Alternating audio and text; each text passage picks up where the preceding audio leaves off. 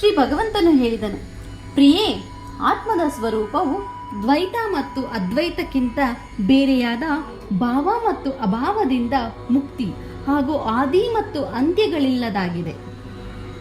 ಶುದ್ಧ ಜ್ಞಾನದ ಪ್ರಕಾರದಿಂದ ಲಭ್ಯವಾಗುವ ಹಾಗೂ ಪರಮಾನಂದ ಸ್ವರೂಪಿ ಆದ ಕಾರಣ ಮಾತ್ರ ಏಕ ಸುಂದರವಾಗಿದೆ. ಅದೇ ನನ್ನ ಈಶ್ವರಿ ರೂಪವಾಗಿದೆ. ಆತ್ಮದ ಏಕತ್ವವೇ ಎಲ್ಲರಿಗೂ ತಿಳಿಯಲು ಯೋಗ್ಯವಾದದ್ದು. ಗೀತಶಾಸ್ತ್ರದಲ್ಲಿ ಇದನ್ನೇ ಪ್ರತಿಪಾದಿಸಲಾಗಿದೆ.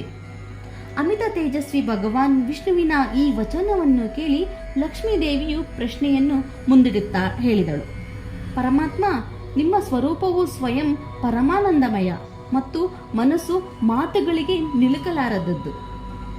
ಗೀತೆಯ ಅದರ ತಿಳುವಳಿಕೆ ಹೇಗೆ ಮಾಡುತ್ತದೆ? ನನ್ನ ಈ ಸಂದೇಹವನ್ನು ನಿವಾರಿಸಿ. ಶ್ರೀ ಭಗವಂತನು ಹೇಳಿದನು, ಸುಂದರಿ, ಕೇಳು. ನಾನು ಗೀತೆಯಲ್ಲಿ ನನ್ನ ಸ್ಥಿತಿಯನ್ನು ವರ್ಣಿಸಿದ್ದೇನೆ.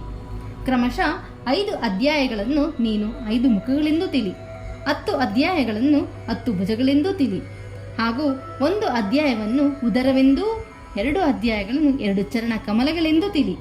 ಈ ಪ್ರಕಾರ ಈ 18 ಅಧ್ಯಾಯಗಳು ವಾಗ್ನಾಯಿ ಈಶ್ವರಿಯ ಮೂರ್ತಿಯೆಂದೇ ತಿಳಿದುಕೊಳ್ಳಬೇಕು. ಇದರ ಜ್ಞಾನ ಮಾತ್ರದಿಂದಲೇ ಮಹಾನ್ ಪಾತಕಗಳು ನಾಶವಾಗುವವು. ಯಾವ ಉತ್ತಮ ಬುದ್ಧಿಯುಳ್ಳ ಮನುಷ್ಯನಿಗೆ ಗೀತೆಯ 1 ಅಥವಾ ಅರ್ಧ ಅಧ್ಯಾಯವನ್ನು ಅಥವಾ 1 ಅರ್ಧ ಅಥವಾ ಕಾಲು ಭಾಗವನ್ನು ಶ್ಲೋಕವನ್ನು ಸಹ ಪ್ರತಿ ದಿವಸ ಅಭ್ಯಾಸ ಮಾಡುತ್ತಾನೆಯೋ ಅವನು ಸುಶರ್ಮನಂತೆ ಮುಕ್ತನಾಗಿ ಹೋಗುತ್ತಾನೆ. ಶ್ರೀ ಲಕ್ಷ್ಮಿ ಕೇಳಿದಳು, ದೇವ, ಸುಶರ್ಮ ಎಂದರೆ ಯಾರು? ಯಾವ ಜಾತಿಯವನಾಗಿದ್ದ ಮತ್ತು ಯಾವ ಕಾರಣದಿಂದ ಅವನಿಗೆ ಮುಕ್ತಿಯಾಯಿತು? ಇದಕ್ಕೆ ಶ್ರೀ ಭಗವಂತನು ಹೇಳಿದನು, ಪ್ರಿಯೇ, ಸುಶರ್ಮನು ಎಂದರೆ ಅವನು ದುರ್ಬುದ್ಧಿಯ ಮನುಷ್ಯನಾಗಿದ್ದ. ಪಾಪಿಗಳಲ್ಲಾದರೂ ಅವನು ಶಿರೋಮಣಿಯೇ ಆಗಿದ್ದನು. ವೈದಿಕ ಜ್ಞಾನ ಶೂನ್ಯವು ಮತ್ತು ಕ್ರೂರ ಕರ್ಮಚಾರಣೆ ಮಾಡುವಂತ ಅವನು ಬ್ರಾಹ್ಮಣ ಕುಲದಲ್ಲಿ ಹುಟ್ಟಿದ್ದನು. ಅವನು ಧ್ಯಾನ ಮಾಡುತ್ತಿರಲಿಲ್ಲ, ಜಪವನ್ನು ಮಾಡುತ್ತಿರಲಿಲ್ಲ, ಹೋಮ ಮಾಡುತ್ತಿರಲಿಲ್ಲ ಮತ್ತು ಅತಿಥಿಗಳ ಸತ್ಕಾರವನ್ನು ಮಾಡುತ್ತಿರಲಿಲ್ಲ. ಅವನ ಲಂಪಟತನದ ಕಾರಣದಿಂದ ಯಾವಾಗಲೂ ವಿಷಯಾಸಕ್ತನಾಗುತ್ತಿದ್ದನು. ಉಳುಮೆ ಮಾಡುವುದು ಮತ್ತು ಎಲೆಗಳನ್ನು ಮಾರುವುದರಿಂದ ತನ್ನ ಜೀವನವನ್ನು ನಡೆಸುತ್ತಿದ್ದನು. ಅವನಿಗೆ ಮದ್ಯಪಾನದ ದುರಭ್ಯಾಸವಿತ್ತು ಹಾಗೂ ಮಾಂಸವನ್ನು ತಿನ್ನುತ್ತಿದ್ದನು.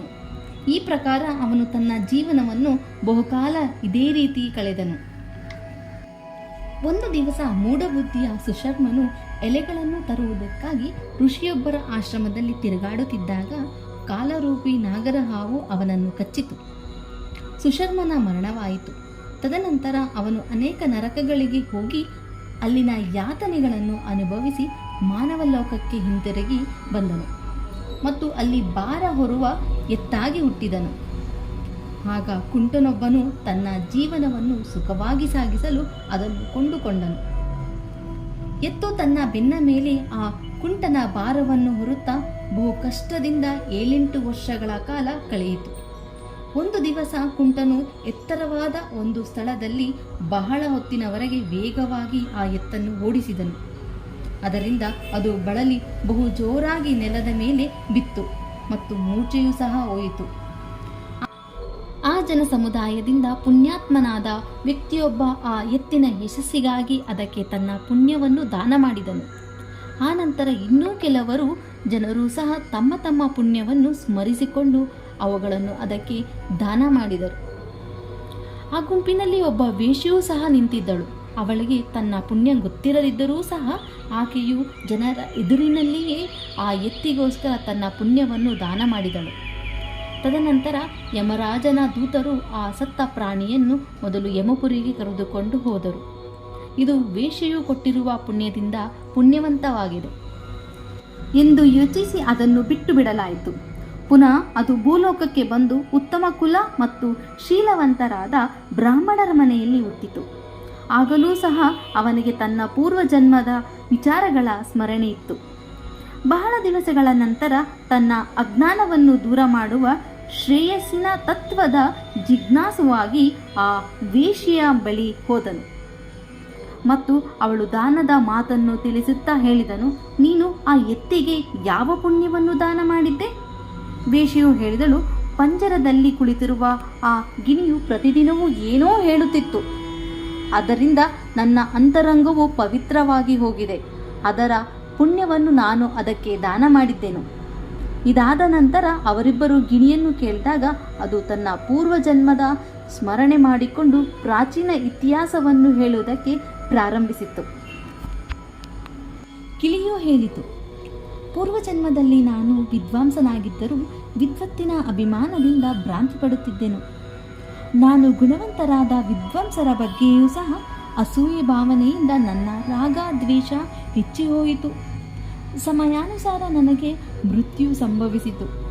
ನಾನು ಅನೇಕ ತಿರಸ್ಕೃತ ಲೋಕಗಳಿಗೆ ಅಲೆದಾಡುತ್ತಿದ್ದೆನು. ಆನಂತರ ಈ ಲೋಕಕ್ಕೆ ಬಂದೆನು.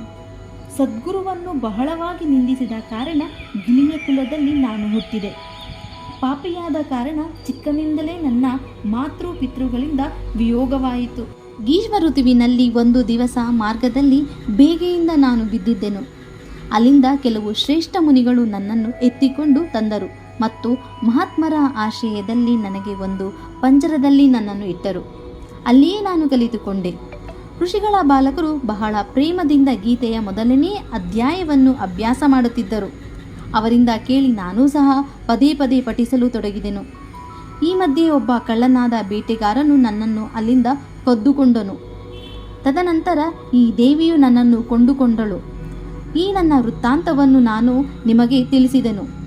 ಪೂರ್ವಕಾಲದಲ್ಲಿ ನಾನು ಈ ಪ್ರಥಮ ಅಧ್ಯಾಯವನ್ನು ಅಭ್ಯಾಸ ಮಾಡಿದ್ದೆನು. ಆದ್ದರಿಂದ ನಾನು ನನ್ನ ಪಾಪಗಳನ್ನು ಕಳೆದುಕೊಂಡೆನು. ಆದ್ದರಿಂದ ಈ